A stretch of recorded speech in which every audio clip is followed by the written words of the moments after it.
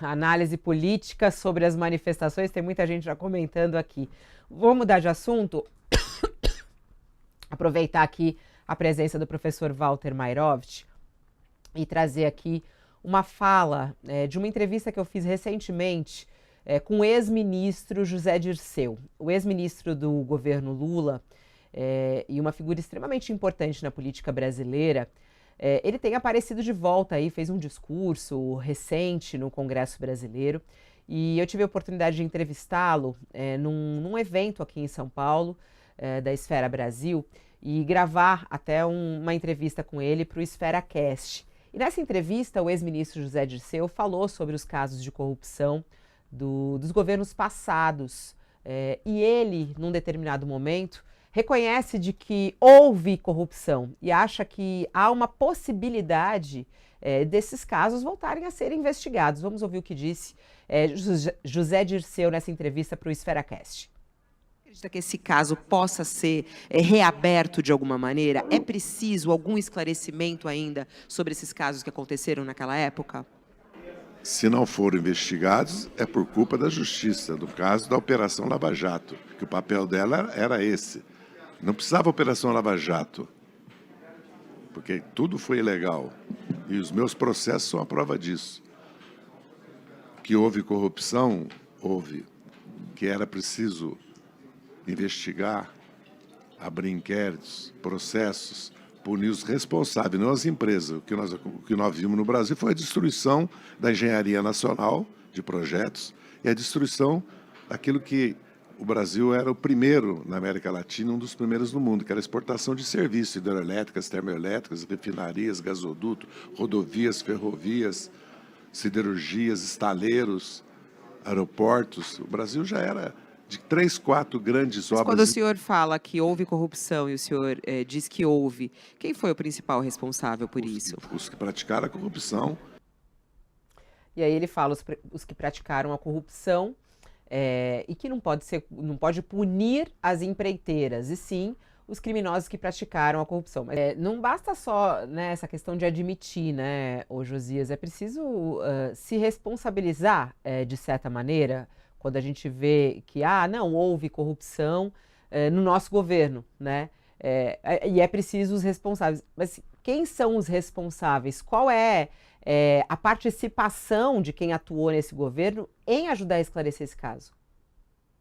Hoje, os inquéritos da Lava Jato e as condenações, as sentenças todas, aquelas que foram anuladas no pressuposto de que seriam reanalisadas. As provas reunidas seriam reanalisadas no foro adequado. Considerou-se que o Moro era um juiz suspeito, que a 13ª Vara de Curitiba não era o foro adequado para julgar determinados personagens, anularam-se as sentenças e aquilo seria analisado por outras varas. Ocorre que isso não vai acontecer, porque a maior parte das sentenças, os crimes atribuídos aos condenados já prescreveram, né? Então, essa oportunidade passou.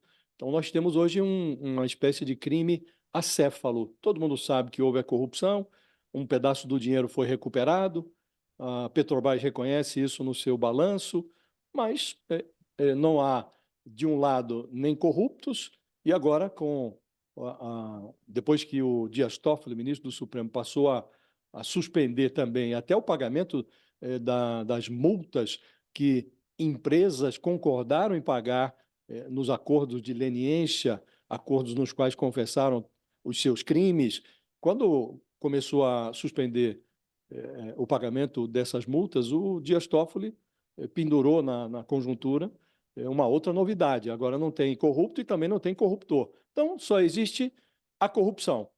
O José Dirceu é um personagem curioso. Eu, particularmente, não enxergo nele muita autoridade para falar sobre essa matéria.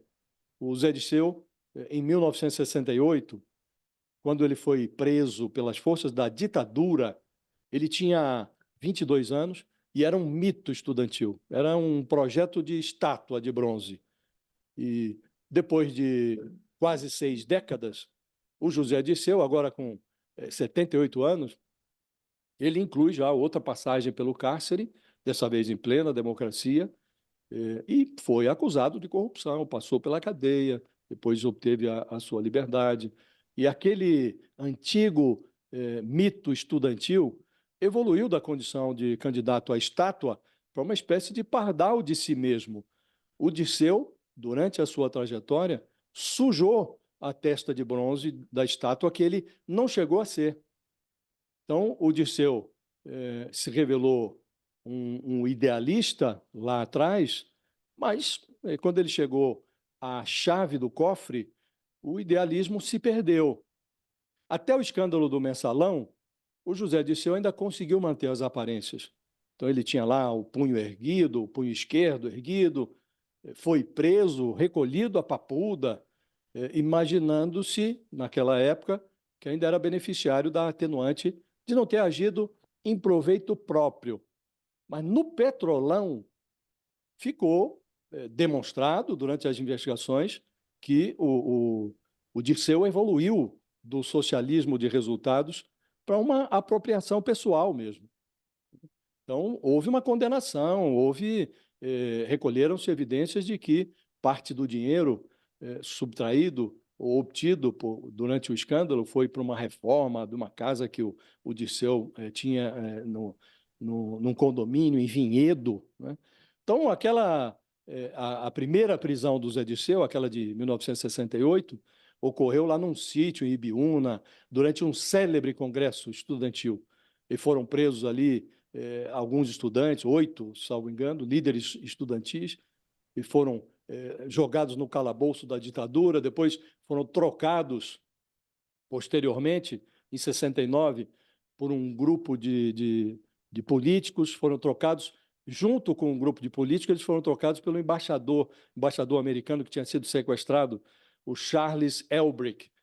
Então, o Dirceu voou para Cuba, foi para o exílio, fez 2 operações plásticas, foi recebido pessoalmente pelo Fidel Castro nessa ocasião, depois retornou ao Brasil na clandestinidade, participou de um movimento, que era um Molipo, viveu ali clandestinamente no interior do Paraná, teve um filho que hoje é deputado federal pelo PT, o Zeca Dirceu.